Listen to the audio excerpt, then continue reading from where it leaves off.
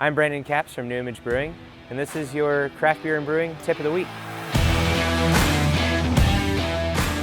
The origins of the estufagem process came from a time when Madeira producers needed to no longer age their product in wooden barrels on wooden ships and start figuring out a way to simulate what was happening with that process in a more controlled commercial environment. Looking at the mechanics of what was happening there were a few major functions, and it was exposure to oxygen, agitation, and heat. When looking at the macro-oxidation process and taking inspiration directly from the estufagem process, those were the three control parameters that we were trying to really understand. With oxygen, we tried to think about how to simulate the most natural characteristics the beer would experience. So for us, that meant using sterile air as opposed to using concentrated oxygen.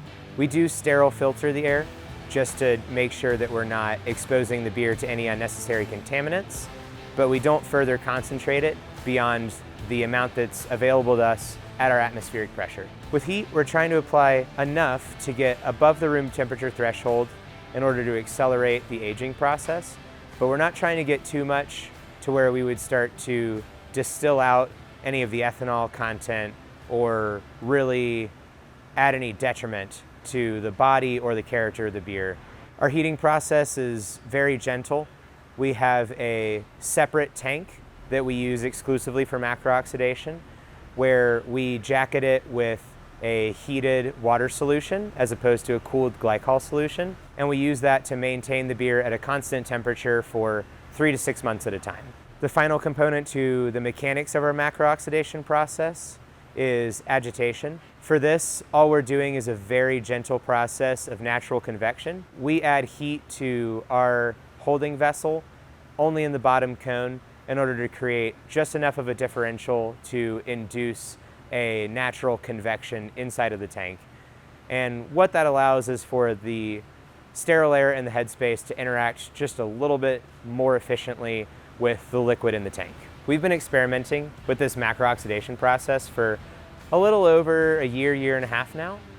And right from the outset, it was really intriguing. And probably the most significant thing that popped out was just how quickly we saw this beer transform. We really started to notice components of aging that we wouldn't see in a barrel-aged beer for 18 to 36 months, popping up in as little as 3 to 4 weeks. So that was really cool and really fascinating right out of the gate. One of the most intriguing and stark examples of that was just the color. And actually with these glasses that I have next to me, I can kind of demonstrate. This is about what our barley wine base might look like going into our estufagem and macro-oxidizing tank. And this is about where it comes out. Even in about 3 months' time, we're seeing significant darkening, and all of that darkening is just due to oxidation. It's pretty cool to observe the visual component of oxidation alongside the flavors that we're experiencing organoleptically. It's a little bit more of an objective way that we can